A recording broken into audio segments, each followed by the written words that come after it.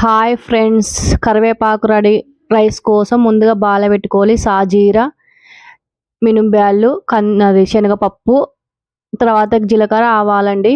తర్వాత కరివేపాకు అది మిక్స్ పట్టింది కలపాలండి. కలిపిన తర్వాత ఒక 1 మినిట్ బాగా కలిపి పసుపు, కొద్దిగా మన తగినంత ఉప్పు,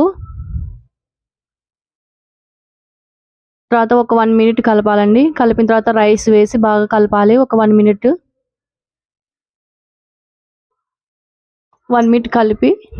కలిపిన తర్వాత చూశారు ఎంత బాగా రెడీ అయిందో.